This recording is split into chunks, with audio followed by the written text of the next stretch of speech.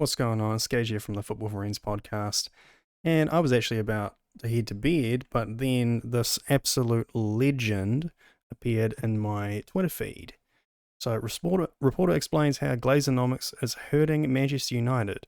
So, 100% before I play the video, full credit to journalist Kaveh Solhekol. Man, so many hard names to pronounce today. But yeah, either way. This bro has spoken out about the issues at Manchester United, and let's hear what he has to say. Talking about that performance yesterday and where United are at the moment, you can't get away from the ownership issue. And I've said this before, and I'll keep saying it. Under the current owners, this is what United is going to be like, because the way they bought the club and the way they loaded debt onto the club and the way the club has to pay those debts off means that United are going to fall further and further behind very well-run clubs like Manchester City, like Liverpool, like PSG, like Chelsea again now, where you've got owners who put money in. 100%. Oh my God, thank God. It's so good to hear a journalist saying this. That money needs to go into the club. It can't just all come out. Not owners who take money out. 15 years ago, the Glazer family borrowed £600 million to buy Manchester United. 15 years later, that debt is still £600 million, and it's been loaded onto the club. And the takeover has ended up costing Manchester United somewhere between 1.5 and 2 billion pounds. That is money that has gone out of the club. So it's not surprising. See, what the hell? It's absolute theft, man. The Glazers are just thieves, stealing all the money from Manchester United and ruining the club. Surprising that Manchester United at a state they're in. Yes, for a while when Sir Alex Ferguson was in charge, he almost papered over the cracks and he made United winners, and they won the title and they won the Champions League. But long term, what you're seeing yesterday is a direct result of the ownership model at Manchester United. And that ownership model would no longer be allowed in English football. It would not be, it's not allowed in American football. You can't have leveraged buyouts. But unfortunately, Manchester... Yeah, he's completely right. The law around this has actually changed, and you can't even do that anymore. But it was 15 years ago when the purchase was made, and there was no restrictions against it. So, yeah, we sort of just have to live with it, I guess. It's kind of, yeah. United are saddled with it.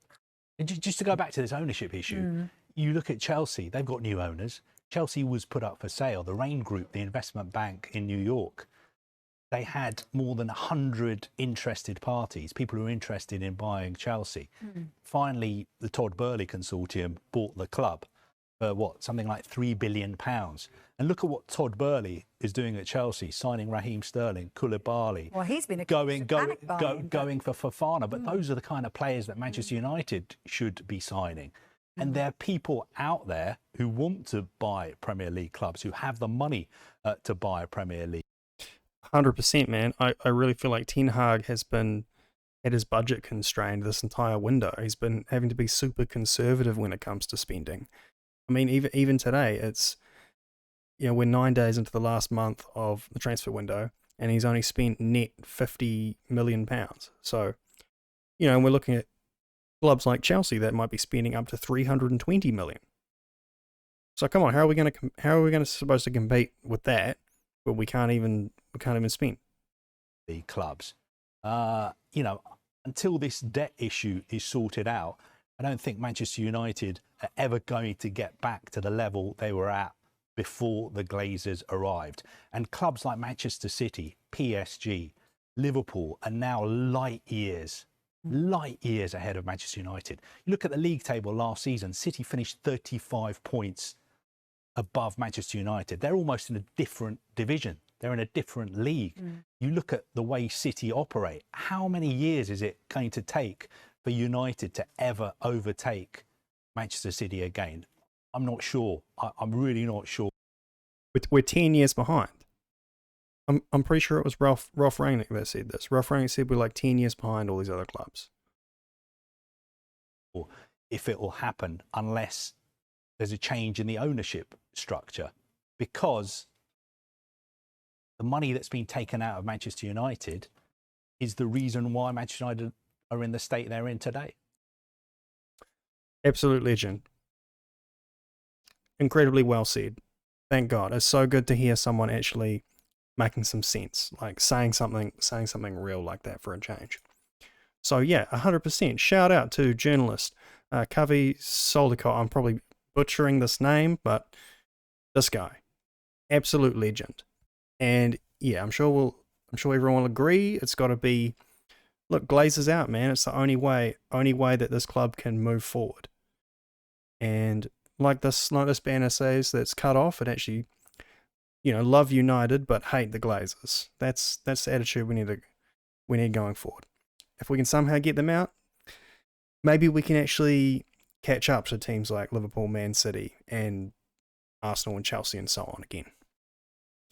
All right, well, I better head to bed now anyway. Just had to do a quick video on this after seeing it, because thank God someone's speaking out like this. So like and subscribe to the Football Friends podcast, and I'll catch you next time. Cheers.